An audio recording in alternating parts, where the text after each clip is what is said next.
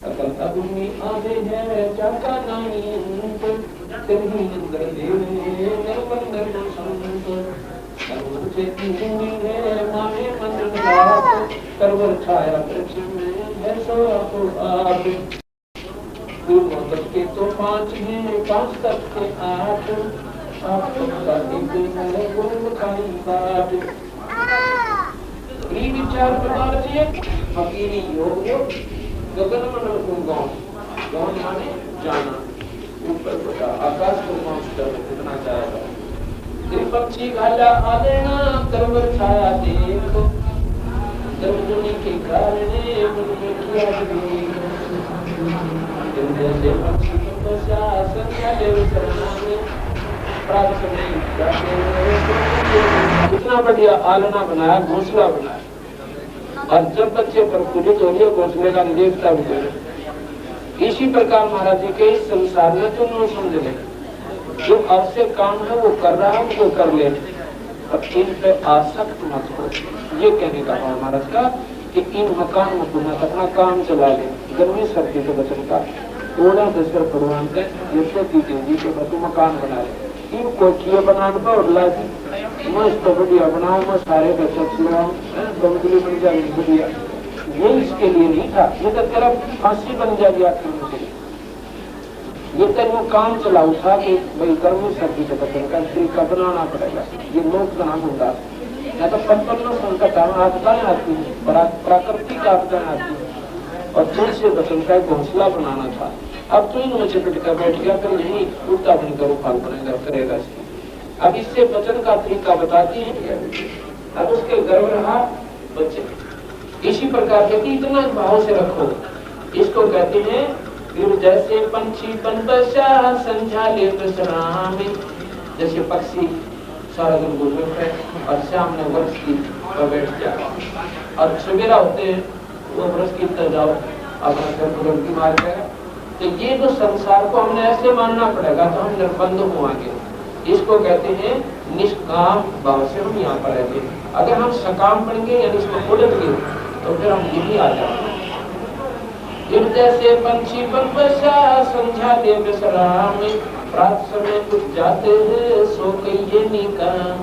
अगर ऐसा भाव तो पक्षी जैसा बनाता है भाई ठीक है मजबूरी है अब इसमें फंस गया और सब पर आड़ लेगी और रात काटती सुबह डांट मारी और चुक गया देखता है कौन से वर्ष पर बैठा था। इसी प्रकार आपने यहाँ से चलना रहना पड़ेगा। एक भगवान का नाम पूर्ण परमात्मा सब पुरुष का नाम लेके और उसी में पूर्ण श्रद्धा लगा और जो अन्य साधना आप करते हो कोई माता तो कहते नाही आन उपावे उपावन उपासना किसी दूसरे की और साधना नहीं करे। एक मन एक दशा वो छोड़ दे भक्ति भावे गरीब प्रतिवर्ता सो जानिए नाही आप आन उपावे एक मन एक दशा दूसरा नहीं लगावे और कोई लगाव नहीं रखे एक ही परमात्मा कबीर भगवान का सहारा ले। राम नाम निसारे है राम नाम निमोल राम नाम सौदा करो राम नाम की बोल प्रतिवर्ता सो जानिए नाही आन जाने अपना पीर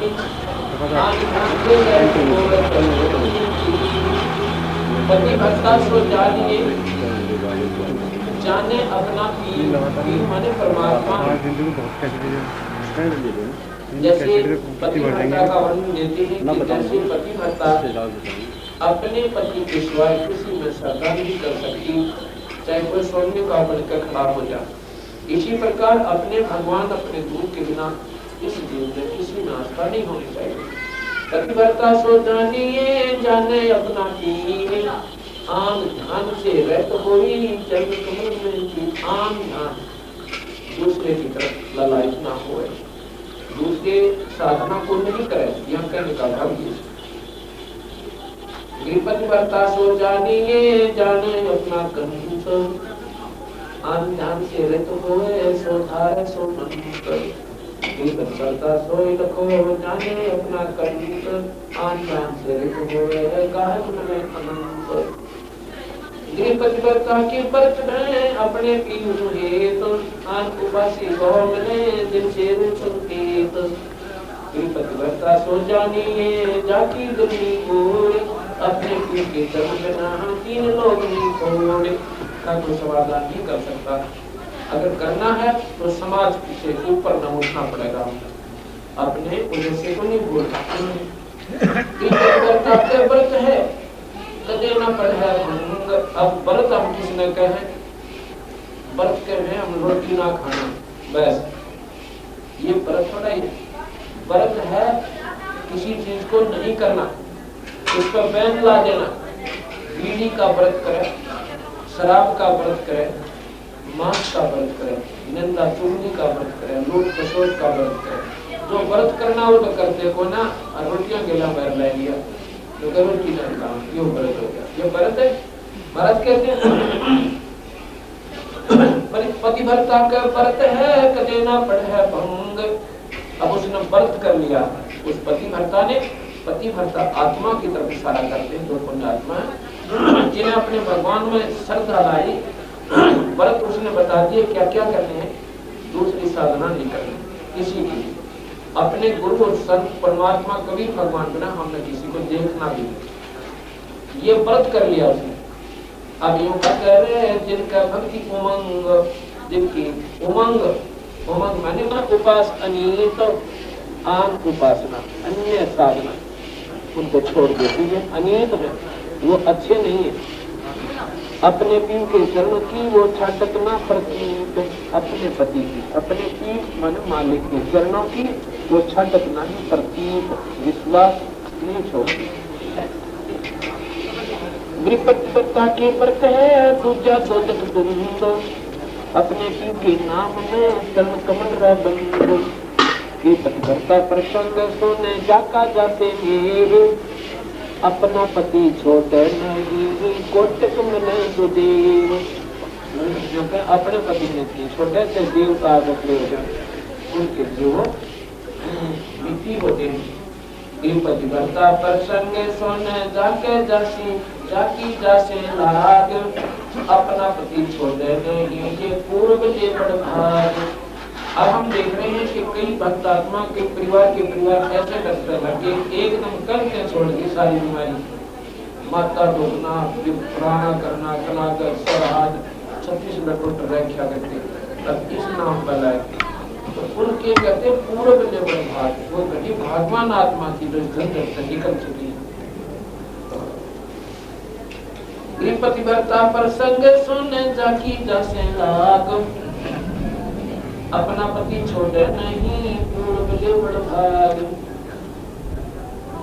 पतिव्रता प्रसंग सुने जाकी जासे लाग, अपना पति छोड़े नहीं जो चकमक में आगे।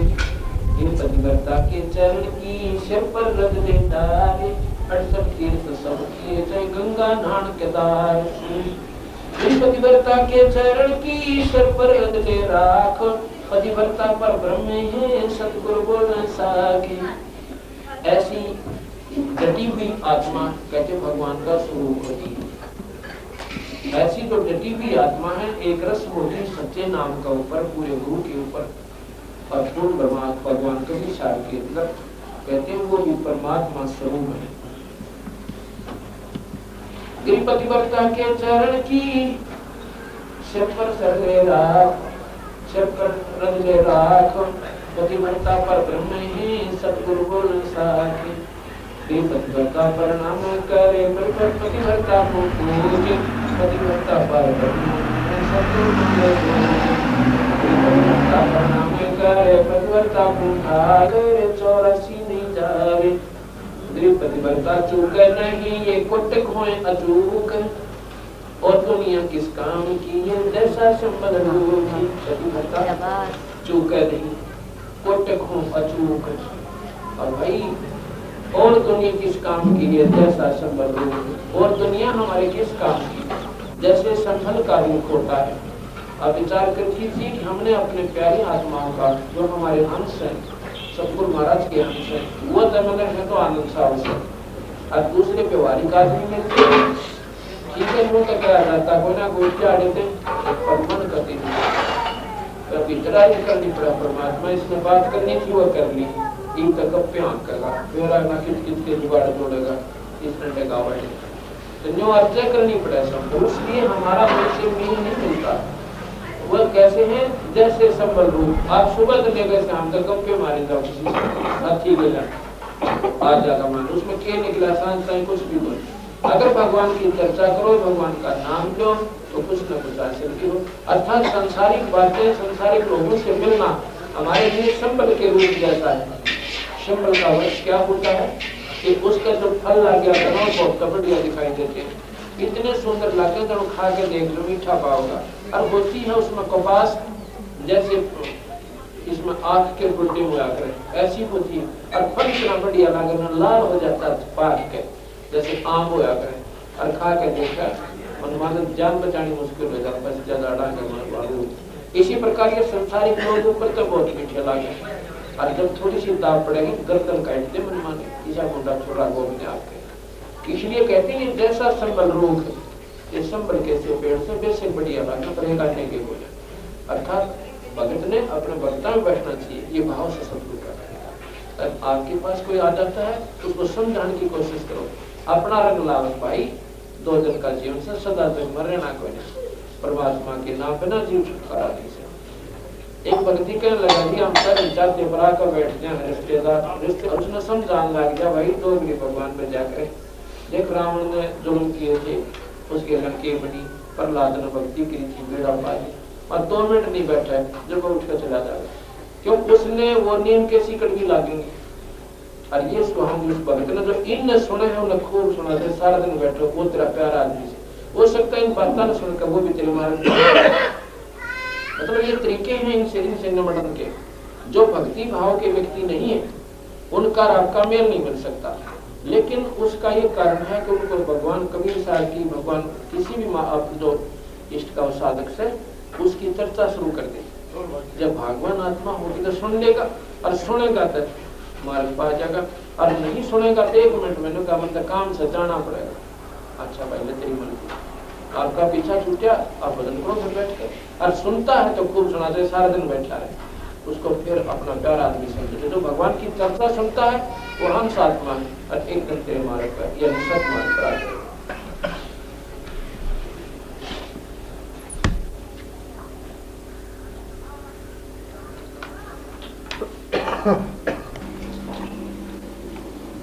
जैसे सीप समुद्र में, सीप क्या करती है कि जब उसने उस मोती बनाना होता उसमें विशेष कसक उत्पन्न होती है, तो उसमें एक ऊपर की बूंद की आवश्यकता पड़ती है जो आसमान से 100 से जल आवे। खारे समुद्र से वो कुछ नहीं ले सकती, वह वस्तु उस जल, वो भी जल है, उस जल में वो वस्तु नहीं है क्योंकि वो खारा पानी है, और उसका मोती बना कर इसलिए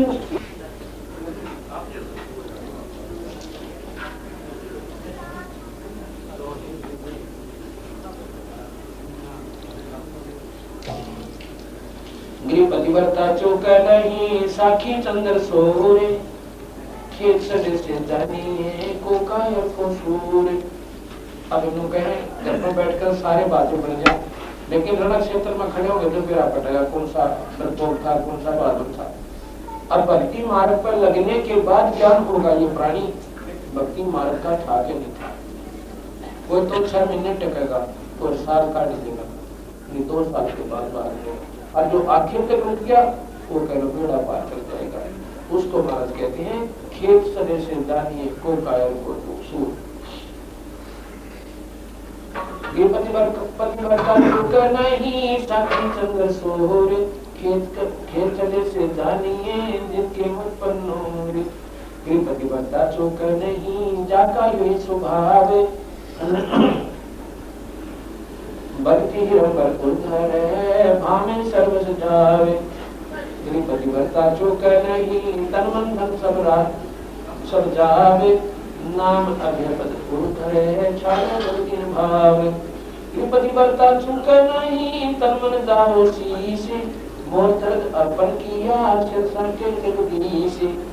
पतिव्रता पर लाते हैं और पतिव्रता कोई, 84 कठिन त्रासे ना सिर पर बीती हुई।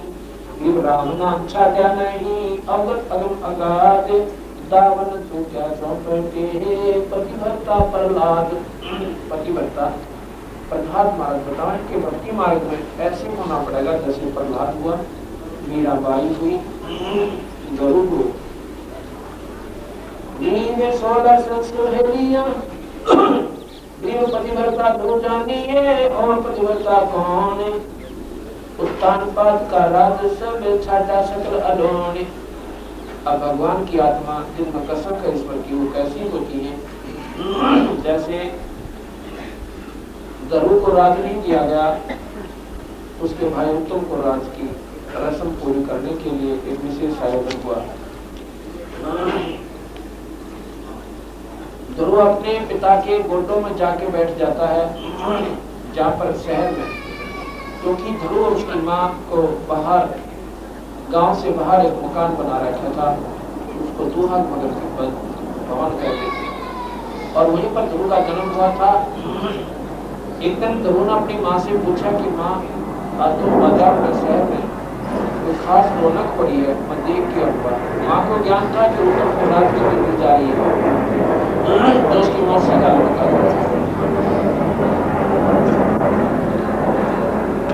उसकी माँ कहने लगी भाई वहां नहीं जाना, आज तो जमा नहीं जाना, आगे पाछे बस चले जाना। लेकिन बच्चा था, वहां पर एक विशेष बाजी बाजन ला गए मौत सीमात्री, तो बोला नामा से जाऊंगा। भाग गया, बच्चा था 5 साल का, भाग गया, जाकर अपने पिता की गोंडा में जा बैठा, क्योंकि वहां पर उत्तान पाद बैठा, उधर उसकी सौतेली माँ बैठी और उत्तम बैठा। उत्तम को राजगद्दी के लिए तैयार करा के चल रहा। अब जब ध्रुव उत्तान पाद के गोड्डा में जा बैठा, उसकी माँ का आग लगी मौसी के, उसने उठ के और पकड़ कर बांह उसके पिता के गोड्डा में से बाहर निकाल दिया, वहां पर उत्तम को बैठा दिया और उसका एक लात मारी ध्रुव को। और ध्रुव देखा अपने पिता का नहीं, तब मेरा पिताजी मेरी माँ ने धमका होगा, अब ये गैस में मेरा लात मारी और मैं नीचे उतार दिया, तो उत्तम बैठा दिया। लेकिन उत्तान पाद ने नीचे गर्दन कर दी, तो वहां का वहीं से रोने लगा था, अपनी माँ के पास आया, जो बोला माँ मेरी मौसी ने मारा, मेरा लात मारी। क्या हो गया बेटा, तेरी माँ थी मार दिया तो मार दिया, ये दुश्मन थोड़ी थी बात। अब माँ चलो माँ ने तो मारा, फिर पिताजी ने कुछ भी ना किया, उसको मैंने प्रार्थना की, रोता रोता बालक देखा ग्राम होगा ना, बोला मेरे पिताजी भी ना बोले, और उसकी माँ भी रोने लगी। कोई बात क्यों, उसको मालूम था बेटा कोई बात नहीं, उनका राज है। उसकी माँ की तरफ कहती है कि उनका राज है, कहने की माँ क्या मेरा राज नहीं है, मैं भी तो उसका बेटा हूँ पिताजी का, क्या उत्तम ही उत्तम उसका पुत्र है। अग्नि में माँ बेटा पुत्र तो तुम भी है, पर तेरे भाग में कोई नाराज। उत्तम के भाग में किसने लिख दिया माँ, कि भगवान ने लिख दिया। बात बच्चा था, बोली बोली बात करे था, मानना मेरा था, ये बात न बिगड़ेगी, भाई भगवान ने लिख दिया।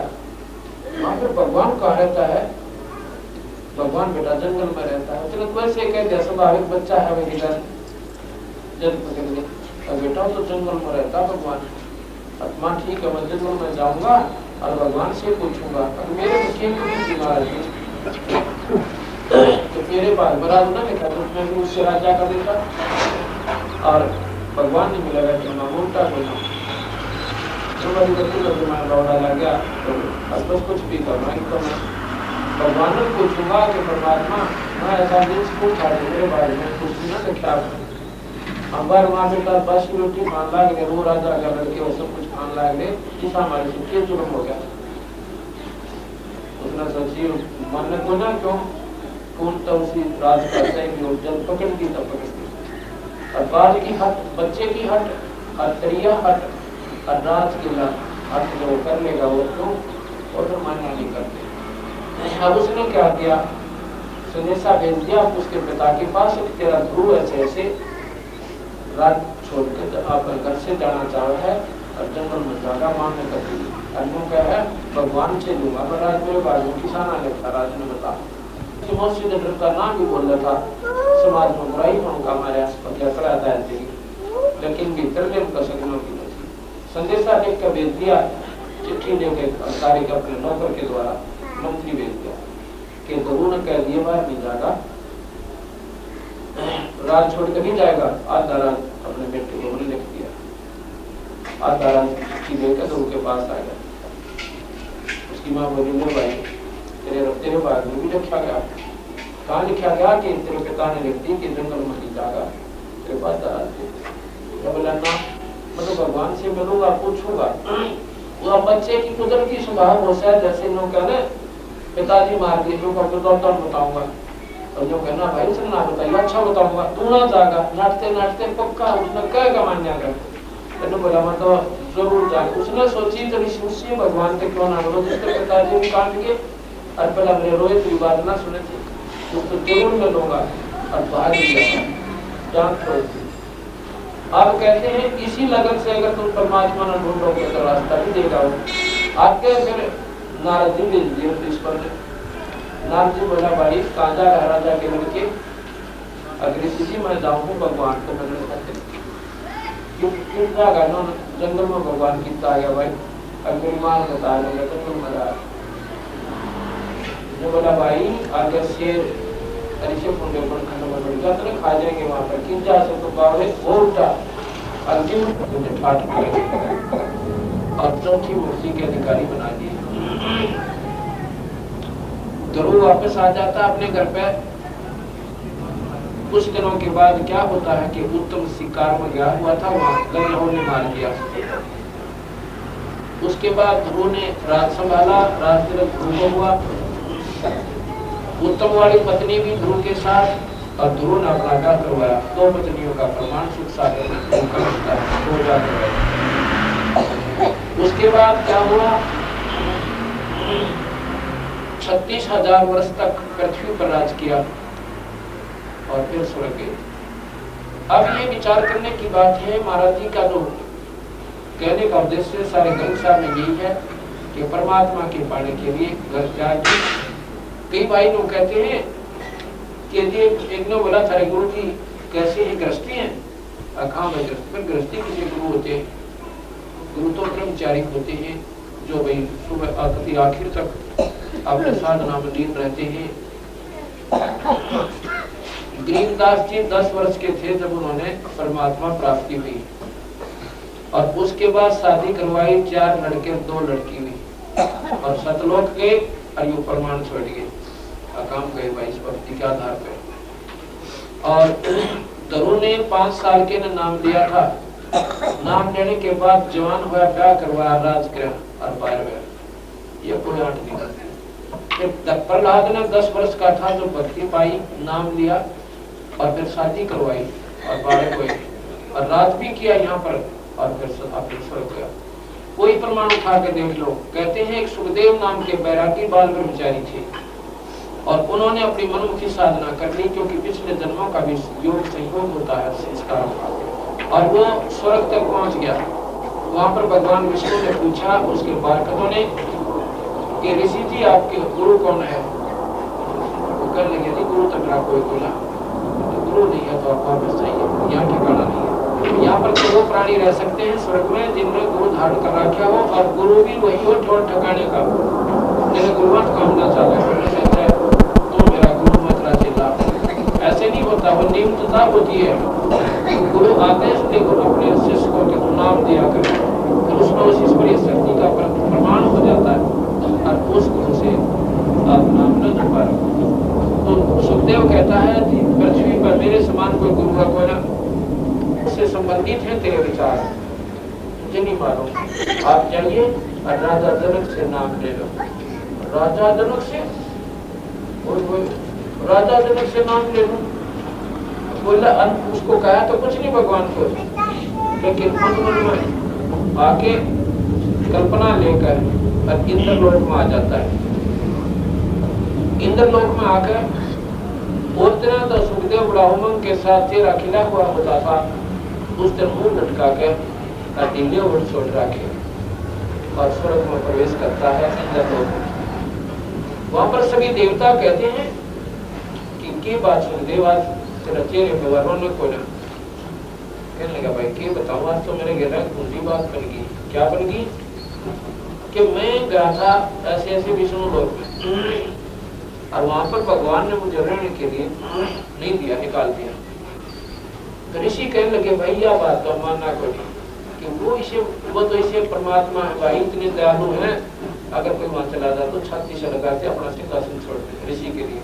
अब तुम कहते हो तेरा अगर कोई नहीं करा, सुखदेव बात बता दे तुम सही सही से क्या बात हुई, के कारण से? कारण बताओ, कारण बताओ। कि मैं वहां पहुंचा तो मेरे से पूछा तेरा गुरु कौन है? तो मैंने कह दिया मेरा गुरु है नहीं कोई। तो वो कहने लगे बिना गुरु के यहाँ पर किसी को प्रवेश नहीं होने दिया जाता, और वही रह जिनका पूर्ण गुरु है। तो वो ऋषि वहां पर बैठे थे देवलोक में।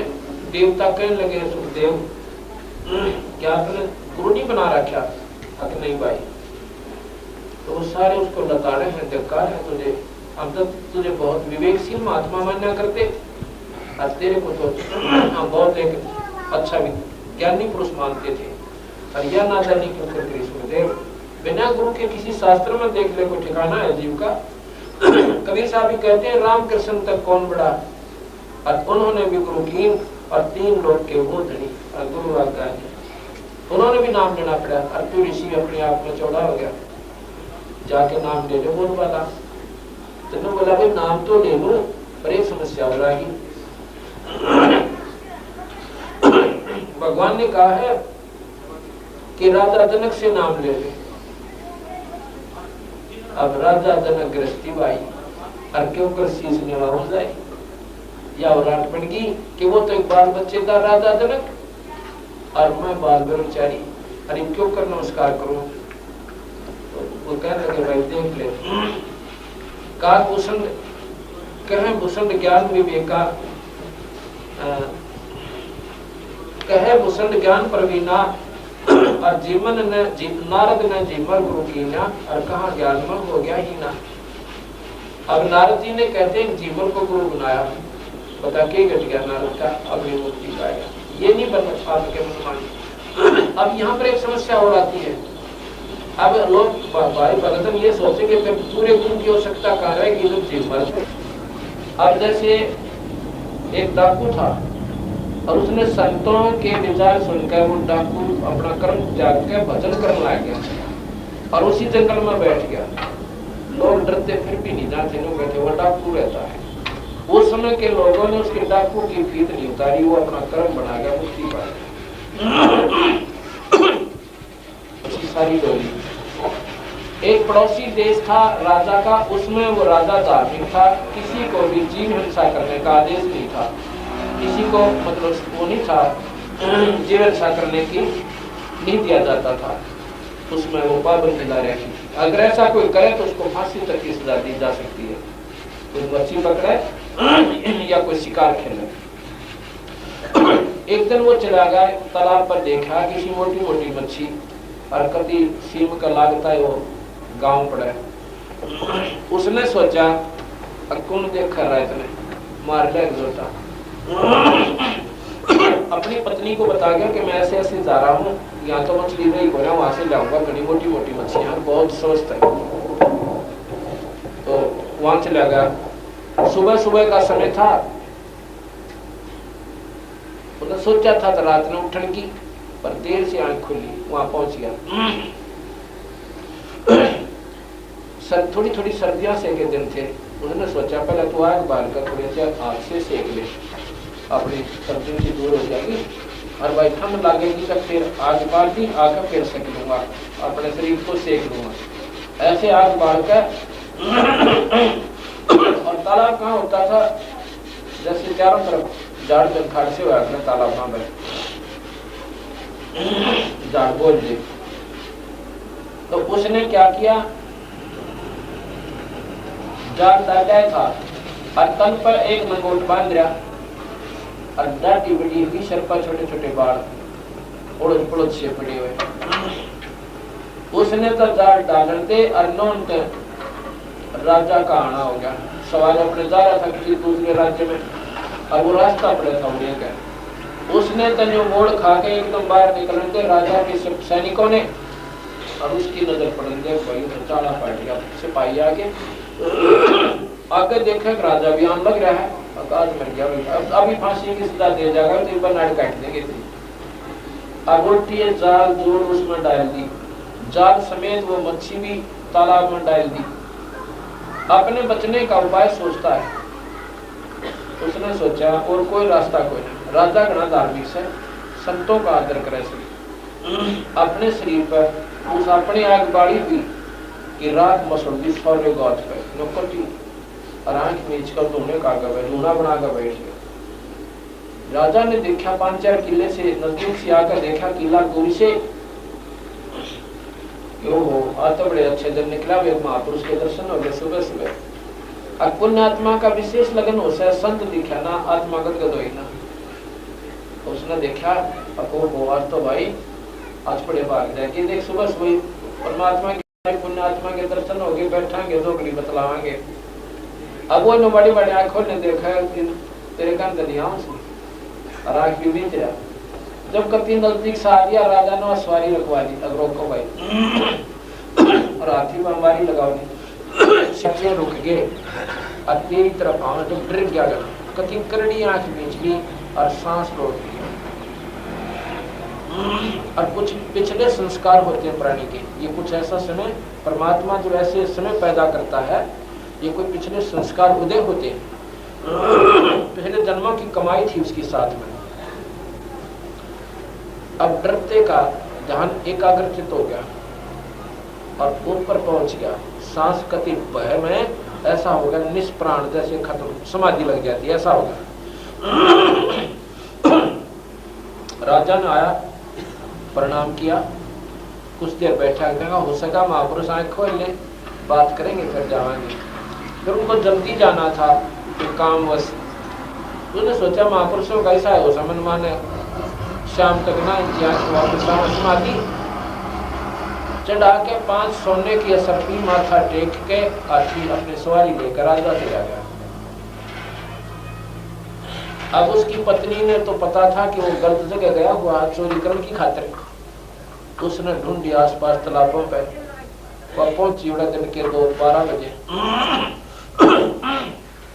उसने देखा उस तालाब पे घूम फिर कर बोझ डामे का ढूंढने लगी, बैठा आके नीचे, उसका कलमा मारी लात, बोला पड़ गया महात्मा तना मैं बनाऊंगी, बालक तना खाएंगे क्या, चढ़ क्या निकल रहा मेरा जी काट दिया, तू बच्चा है जीवे अड़ बैठा बाबा जी बना, उसका लात मारी ना, उसने उसका डर हो गया, पकड़ लिया तू तो गया, एकदम देखा पाछे ने, वो अपनी पत्नी को देख कर बोले राजा कहाँ गया, राजा की भी ख्याल आने लगा कितने घबराएगी, वो अपने डर में बोला, फिर सामने देखा, ओहो ये तो 5-10 रुपये चढ़ा जाती सोने की।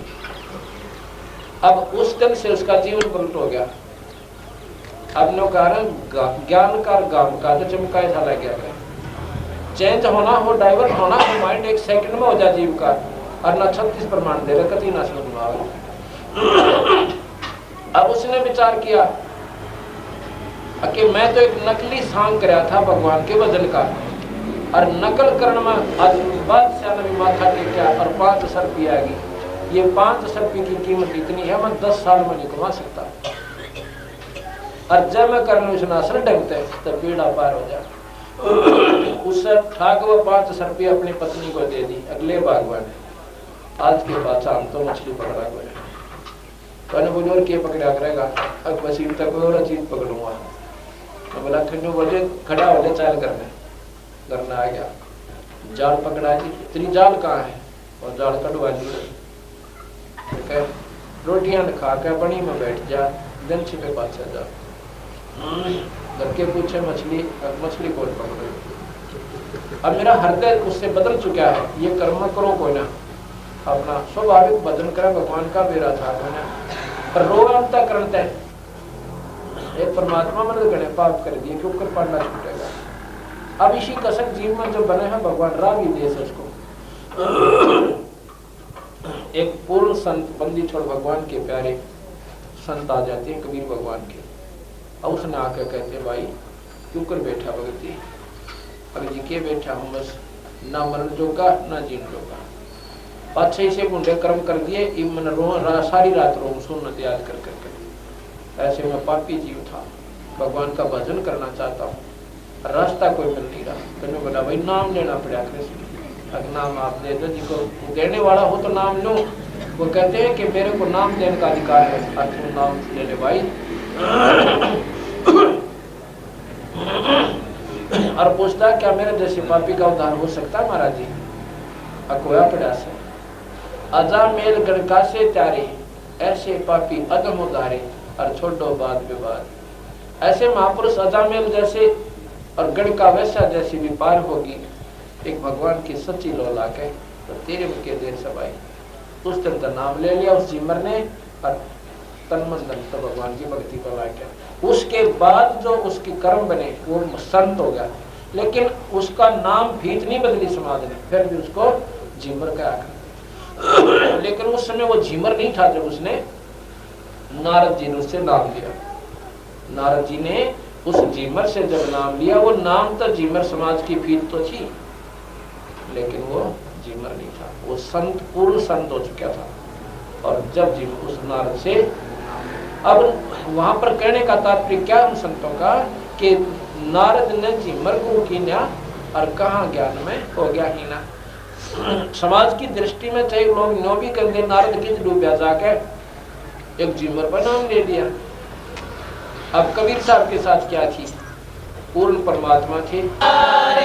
सत्य नाम सुमर मन में लारे, सत्य नाम सुमर मन में लारे, भगवान सुमर मन में लारे, सुन नाम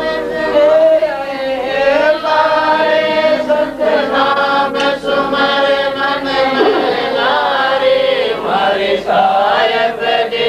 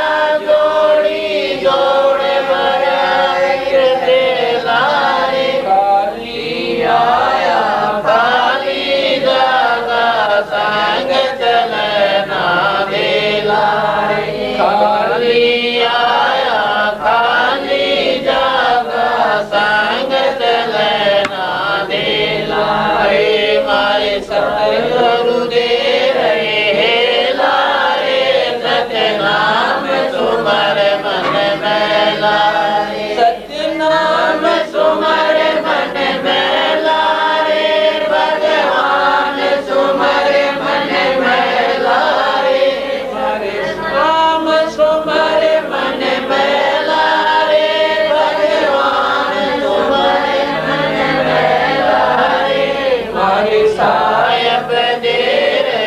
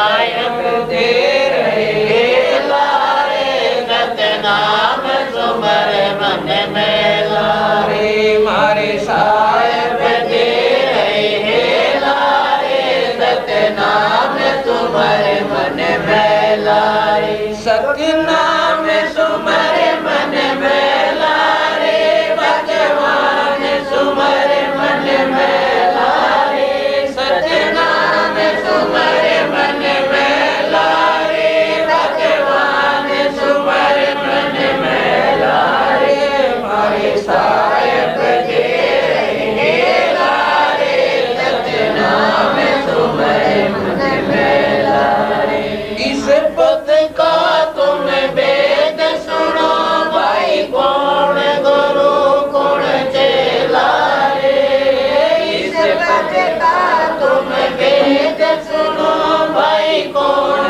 गुरु कौन चेला रे मारे सतगुरु भाई कौन गुरु कौन चेला रे इस पद का तुम वेद सुनो भाई कौन गुरु कौन चेला रे रामानंद का कह कबीरा शब्द गुरु चित चेला रे रामानंद का कह कबीरा शब्द गुरु चित चेला रे मारे सतगुरु दे रहे लारे सतनाम सुमर मन में लारे मारे सायब दे रहे लारे सतनाम सुमर मन में लारे। इसी प्रकार सुखदेव जी को पता चला कि नाम लिए मेरा पीछा ना छूटे, तो जाके राजा जनक के चरणों में उस बैरागी ने, बाल ब्रह्मचारी ने, और प्रार्थना की, गुरुदेव मेरा आत्म कल्याण करो। वह कहते हैं, सुखदेव बोले, ज्ञान विवेका, हमने स्त्री का मुख नहीं देखा, और राजा जनक गृहस्थी भाई, और क्यों कर शीश निवा जाई। अब महाराज कहते हैं, जब पता चला कि 84 में चौकस जाना पड़ेगा, या 2 दिन की चौदस है, 2 दिन का सन्यासी है, बिना नाम के ठीक ठिकाने का नाम नहीं मिलेगा, तो सुखदेव या जो पिछले जन्मों की कर्मों की त्रिसाधना से ये खत्म होगी, जैसे बैटरी डिस्चार्ज हो जाती है। अब ये बैटरी आपकी चार्ज है या खत्म होगी, अगर नाम नहीं लोगे तो पिछली कमाई खत्म हो जाएगी, आगे की बने को न। तो जब जाके राजा जनक से और सुखदेव जैसे बाल ब्रह्मचारी योगी ने, सन्यासी ने, और उस बाल ब्रह्मचारी बाल बच्चेदार राजा जनक से नाम लेकर फिर स्वर्ग तक की पहुंच को फिर पाया। इसलिए बंदी छोड़ भगवान कहते हैं कि ये संकोच जो आपको गलत संतों ने गलत मार्गदर्शन करके आपकी दिमाग को गलत सेट कर दिया, इस प्रकार इसको फिर दोबारा कबीर साहब गरीबदास जी की वाणी अनुसार दोबारा रिसर्च करेंगे, दोबारा आपको सतमार्ग पर लगाएंगे, जो आपका आत्म कल्याण बड़े सहज में हो जाएगा। आपका गुरु का बैठे मौन अर्तमान लोग बोलते तो क्यों कफार हो गए, दोनों के साथ ना फर्क। मैं तो वो वहाँ अर्तन ने कह दो बैठा रहा डोले में, परमात्मा किसे कहते हैं, और इसे सर से सरला संतम आत्मा कौन सा मार्ग है, वो सतगुरु महाराज का, कबीर साहब का, भगवान कबीर साहब का मार्ग है, और बहुत आसान से ये आपको समझ कर देगा। कौन सतगुरुदेव साहब। अब शाम को फिर आज कुछ लेट होगी, बंदी छोड़ कबीर साहिब की जय, बंदी छोड़ गरीबदास जी महाराज की जय, स्वामी रामदेव जी महाराज की जय, बंदी छोड़ गुरुरामपाल जी महाराज की जय, सर्व संतों की जय, सर्व भक्तों की जय, धर्मी पुरुषों की जय, श्री काशी धाम की, श्री चुड़ानी धाम की जय, श्री करोठा धाम की जय। गरीब नमो नमो सतपुरुष को नमस्कार गुरु की नहीं, चुर नर मुनि जन साधु संतो सर्वसती नहीं, सतगुरु साहिब संत सब दंडोतम प्रणाम। आगे पीछे मध्य वे जिनको कुर्बान, निराकार निर्वेशम काल जाल वह भजन, निर्लप अमृत निरगुण अगलनुबे सोन गुण, सोहम शुद्धि समाप्तम सकल समाना निरतल, उदविरंबर अर्थम बेपरवाह था। बार बार नहीं मध्य तम ग्रीव जो सुमर सिद्ध होई, गणनाए गर्ताना करो अनुग्रह सोई, पारस पद परवाना आदि गणेश मनाऊं, गणनायक देवन देवा चरण कमल लो जाऊं, आदि अंत करूं सेवा परम शक्ति संगीत, दाता सोई अवगत गुण अतीत, सत्य पुरुष निर्मोही जगदम्बा जगदीश, मंगल रूप मुरारी तन्मन शीश, भक्ति मुक्ति भंडारी सुंदर मुनि धन्य, ब्रह्मा विष्णु महेशा शेष शेष मुख गावे, पूजे आदि गणेशा इंद्र कुबेर सरिका, वरुण धर्म राय ब्यामे, समर्थ जीवन जी का मन इच्छा फल पावे, 33 कोटि धारा जावे सहस 88, उतरे बोधल पारा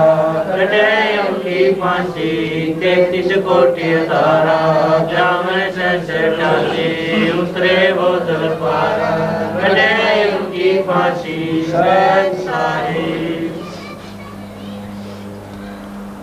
वस्त्र भिन्नता की आवश्यकता नहीं है, करनी ठीक हो इंसान की, करनी ठीक है तो जीव सफल हो सकता है। कबीर साहब कहते हैं कि पाखंड में कुछ नाही संतो पाखंड में कुछ नाही, और पाखंडी नर पर ले जाएंगे जिन तन मन खोजा नहीं।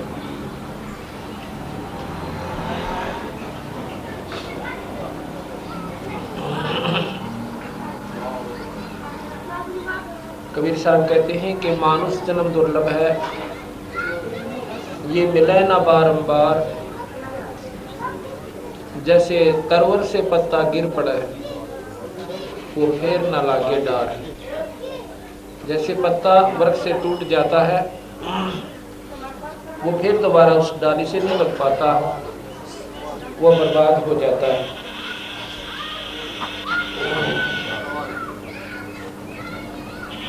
इसी प्रकार मानव शरीर एक बार अपने हाथ से छूट जाएगा, ये प्राणी को फिर नहीं मिलता। कबीर साहब कहते हैं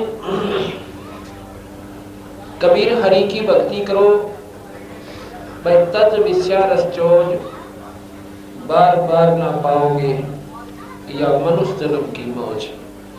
ये मानव शरीर ये जीव को बड़े भाग से प्राप्त होता है, ये बार बार नहीं मिलता। इसमें विषय विकारों को त्याग कर सद्भावना पूर्ण भक्ति करो।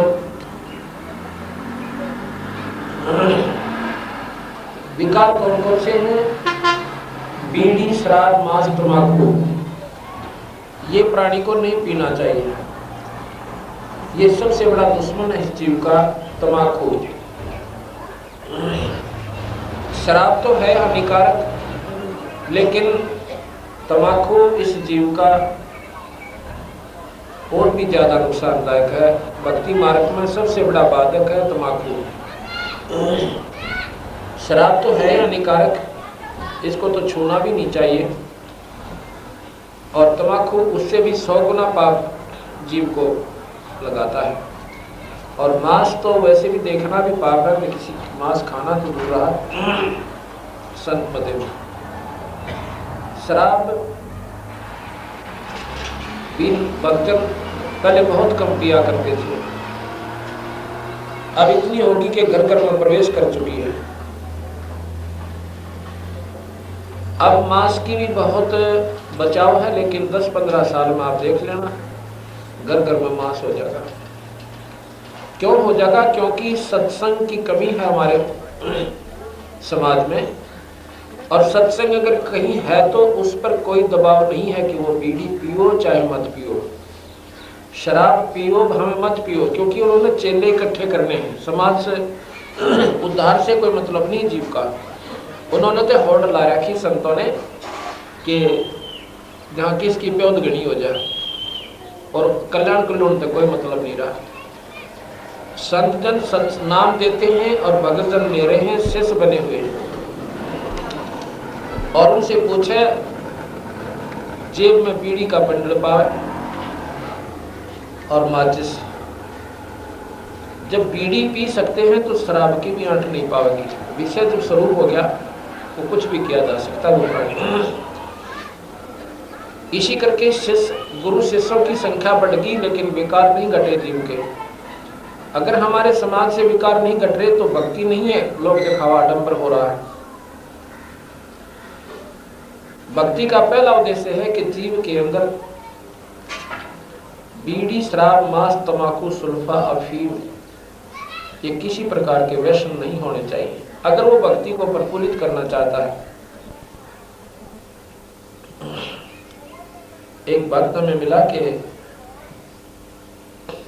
उसने कहने लगा जी मैंने भी नाम ले रखा है, बहुत अच्छी बात ले रखा है, तो भाई शाबाश अपनी भक्ति करा करो। हमने पूछा कि आप बीड़ी पीते हो? कहा बीड़ी तो पीता हूँ। भाई बीड़ी तो नहीं पीनी चाहिए, ये तो हानिकारक है। कहता है जी बीड़ी क्या नुकसान करती है? परमात्मा निर्लेप है, परमात्मा का नाम तो को थोड़ा ही बाधक होता है बीड़ी होके से। भाई संतों ने ही बताया है भगवान का भजन किया करो, और संतों ने ये बताया कि ये विकार भी मत करा करो। जिस वैद्य ने दवाई दी है उसने परहेज भी गेल बता रखे हैं। अगर आप वो परहेज नहीं करते हो तो दवाई आपका काम नहीं करेगी, ये नियम है उसका। अब जैसे कहता है दवाई के नुकसान करा है बीड़ी को खास, ये तो जी वैसे डराने के लिए कह रखा है, ऐसे हो जाएगा ऐसे हो जाएगा। डराने के लिए नहीं कहते संत, सच्चाई कहते हैं। अब चोर ने कहा चोरी ना करा कर, तुझे हानि होगी, तुझे पुलिस पकड़ेगी, फिर सजा देंगे, पिटाई होगी, काला मुंह करा जाएगा। अब इसमें डर भी है और सच्चाई भी पूर्ण है। अब कोई कहे चोर भी नो कहे कि मतलब वैसे कह रहे डराने के लिए, अब करके देखना फिर किसी दिन यह सच्चाई पाओगी आखिर में जब पकड़ा जाएगा और पिटाई होगी।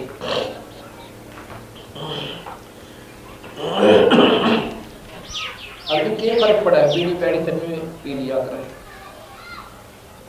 जब परमात्मा के नाम को आप इतना निर्मल मानते हो, अब देसी घी का कड़क हलवा बनाकर 1.25 किलो घी का, और उसमें फिर बाद में रेत डाल दे, थोड़ा सा इतना डाल दियो और फिर उसको खा के दिखाना। इतने निर्मल नाम में इतनी गंदी चीज, इसमें परमात्मा का वास बताते हैं। किसी भी संत ने देख लो, किसी भी शास्त्र को उठाओ, परमात्मा अपने शरीर में है और शरीर में परमात्मा है, तो इसमें इतनी गंदी वस्तु क्यों डालें हम? बीड़ी, शराब, मांस, तंबाकू। लेकिन ये कारण सारा ये रहा कि हमने सच्चाई यानी सत्संग का अभाव रहा, और सत्संग का अभाव इतना हानिकारक हो गया हमारे लिए। अपने समाज में पहले शराब नहीं थी, पहले हुक्का भी नहीं था अपने समाज में। ये ज्यादा से ज्यादा 600-700 वर्ष के उरे इस समाज में प्रवेश हुआ है। तंबाकू, हिंदू लोग गाय को बहुत पसंद करते हैं, गाय को माता के दर्जे से देखते हैं, और कोई गौ को मार देवे तो उसको हिंदू समाज से भी निकाल दिया करते थे, उसको सजा दी जाती थी। और महाराज गरीबदास जी कहते तुम सुनो, तंबाकू प्रयोग करते हो, तंबाकू गाय के खून से उत्पन्न हुआ बताते हैं। तंबाकू जो है गाय के खून से बना है। कैसे बना है? एक समय की बात है, एक राजा का एक ऋषि साधु था। अब ऋषि रहे जंगल में झोपड़ी गाल कर और अपना घास फूस तोड़ कर बेचारे सब्जी बनावे और आटा जो है बांध कर लियावे, अपना बदन सुमन करें, सह परिवार रहे, परमात्मा के बदन में लीन रहे। एक दिन उसका साधु राजा घूमता हुआ उधर से आ जाता है और साथ में उसकी बहन को भी ले आता है। कुछ देर रुकने के बाद अपनी वो राजा की ब्याही हुई जो लड़की थी, वो रानी अपनी बहन ऋषि की घरवाली से प्रार्थना करती है और अपने जीजा जी से कि एक दिन आप हमारे यहाँ दर्शन दो, हमारे घर पे खाना है आपका। साथ में राजा ने भी कहा कि आप एक दिन जरूर आइए। दिन निहित हो गया। उस निश्चित दिन को वो ऋषि परिवार वहां पर चला जाता है। अब राजा ने तो अपनी शानो शौकत दिखाने की खातिर पूरी मेज और भाई 36 प्रकार के भोजन, फल, सब्जी, नरे नरे खीर, हलवे, पूरी ठोक दी। ऋषि बहुत सियाने होते हैं। ऋषि कहने लगा, भगवान मैं तेरा नाटू था कि यहाँ पर नहीं, हमारा बहुत मेल नहीं मिलेगा। राजा का ऋषि का कद्दे पार ना पड़ा है, पर तू माननी को ना। अब देख, अब हमने भी कहना पड़ेगा हमारे दर्शन दियो, और हमारे पास तो वो दाखड़ा का साग पाओगा। बता क्यों कर इतना नहीं करेंगे तो फिर तूनों का मेरी बेइज्जती होगी। वह बोली देखी जागी कि आए बैठे हमारा कह दे जाएंगे। मैं सोची मारा के निकला फुर्सत से इतनी एक बार फॉर्मेलिटी सी कह देंगे जी आइयो दर्शन दियो। अब ऋषि पे करे टूक खाए जाते बेचारा एक आधा खाया पिया और फिर चलती दफा प्रार्थना करनी पड़ी कि एक दिन हमारे भी दर्शन देना। राजा ने तो क्यों ऐसी बीमारी है शानो शौकत की, तो उसने उसी दिन से हम फलाने दिन आएंगे और दिन धर दिया। अब वो बोला कि अब बता के करेंगे, कर दिया ना काम। मैं नाटू था, महाराज का मेल नहीं मिले, नमस्कार कर देते वहीं से। और बोले देखी जागी ले आऊंगे से। राजा निश्चित समय पर सैकड़ों सैनिकों को ले गया, हाथी पर बैठ के गया। क्यों साटू के ऊपर अपनी पूरी चौधर दिखाई थी उसने। अब इसी बेचारा एक झोपड़ी लीप कर है, उधर से राजा के रुकने के एक कुछ बगीचा सा था, उसमें प्रबंध करवा दिया। वहां विश्राम करा। भोजन के लिए उसने क्या किया कि ऋषि ने इंद्र से कामधेनु की पुकार की, अर्ज की कि कुछ दिनों के लिए हमें कामधेनु दे दो, एक दिन वास्ते ऐसे ऐसे भोजन, किसी राजा का भोजन देना है। अब स्वर्गलोक में क्या होता है कि उसकी पुण्य वहां पर संकल्प करने पड़ते हैं ऋषि को। ऋषि ने अपने पुण्य संकल्प कर दिए, वो पुण्य अपनी कमाई जो की थी वो वहां भिजवा दी। वहां से इंद्र ने कामधेनु भेज दी, उसको एक टेंट के अंदर रख दिया। राजा को खाने के लिए आमंत्रित कर दिया। क्या वो भोजन तैयार से, सारी प्लाटून का तैयार से आपका भोजन पाओ। 2-4 सेवक ऋषि आए हुए थे, उनसे प्रार्थना की कि इस कामधेनु वाले टेंट में था और जितना सामान चाहिए उसको पहुंचा दो। तो राजा से भी बढ़िया भोजन और चारों तरफ ने 1 मिनट में राजा ने देखा कि आगे बढ़ती दिखती ना, और वह कहता इस तोरे सा भंडार दिखा ना, ये भोजन आया था कहाँ से, इतना स्वादिष्ट आज तक हमने खाया को नहीं था। अब यहाँ पर दोनों बात प्रमाणित होती है, जो परमात्मा पर आश्रित है उसकी परमात्मा हीन नहीं होने देता। राजा के मन में कुमत आई, उसने पूछा भी ऋषिवर इतना मोल भोजन आया कहाँ से। उसने बताया कि ऐसे ऐसे मैंने स्वर्ग लोक से एक हमारे पास गऊ है। उसने बताया कि हमारे पास एक गऊ है और उस गऊ में ये खासियत है, उसको कामधेनु कहते हैं और जो मांगे सो देती है। कितना ही खाद्य सामग्री और ये तो क्या तेरी सारी फौज आ जाती है। अच्छा राजा ने सोची या इसी गौ तो भाई राजगर में होनी चाहिए, इस कंगाल का के काम, हमारे तो सारी अणकाम सेना होती है। गन्नो बोला रे सिजिया तो मन मुझे दे दो और वहां पर रखेंगे राज में, तेरा के काम बावले इतना राजगरों में चाहिए न बोला जी ऐसे नहीं दी जा सकती, ये तो मैंने उधार मांग रखी है इंद्रजीत है। और ये वापस जाके अपना पूरा काम करती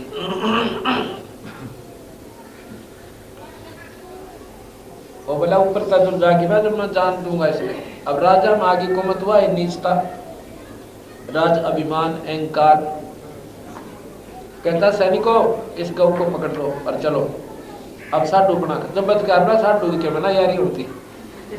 उन्होंने बोला ठाओ इसको चलो गऊ को पकड़ ले चलो। अब देखा साडू का ना अभी क्या करें बेवकूफ का, इतना निर्लज हो जाता है। तो उसने कहा है गौ माता आपका काम पूरा हुआ और मेरे से लाचार हो चुका है मामला, आप अपने सब लोग को चली जाइए। उसी से में गौ तंबू को के माँ से ऊपर को निकल जाती है, जो कि तो खड़ी होकर चलती है। ऊपर को जब जा रही थी सैनिक बोले थी गऊ तो ऊपर न चढ़ गई। राजा ने कहते हैं तीर मारा उसके पाँव में, गिर ले उसका नीचे, पैर में तीर मारा तो उसमें से खून निकला और जहां जहां वो खून पड़ा वहां पर कहते हैं वो तंबाकू उत्पन्न हुआ। और उस तंबाकू से के ऊपर आप देखोगे पत्तियां में गऊ के रूम जो होते हैं ना, रूम ऐसे उसके बाल होते हैं, बिल्कुल गऊ के बाल उससे मिला लेना एक जैसे होते हैं। अब गरीबदास महाराज कहते हैं तमा नाम गाय खो नाम खो का तमा नाम गाय और 100 बार सौगंध इसको ना खाए। अब तमाकू पी लिया ऐसा गऊ खा ली तो ये नहीं सोच समझ में आती आपके तमाकू क्यों पीते हो, इस तमाकू से और हानि क्या होती है। हमारे शरीर में ऑक्सीजन की आवश्यकता है, इसको स्वस्थ रखने के लिए डॉक्टर लोग वैद्यजन बताते हैं कि सुबह घूम का आना चाहिए ताकि ताजी वायु फेफड़ों में प्रवेश करे और खून शुद्ध होए। और उसके स्थान पर घूमना तो दूर रहा, दुनिया घर के सूते उठे इतना तो बूढ़ा हो गया कि 6 गेड़े मार ले और घर न ठोक दे ठाडा तो में गेला और अपने शरीर न बर्बाद कर रहा है। और भाई फिर क्या हुआ, उससे हमारा ब्लड खराब होना शुरू हो जाता धीरे धीरे खून। और फिर इसमें परमात्मा ने एक्स्ट्रा नाड़ी ला रखी है सफेद फालतू, और वो उस गंदे मलिन खून को उसको स्टोर कर देती है अंदर तो नाड़ियों में चला जाता है।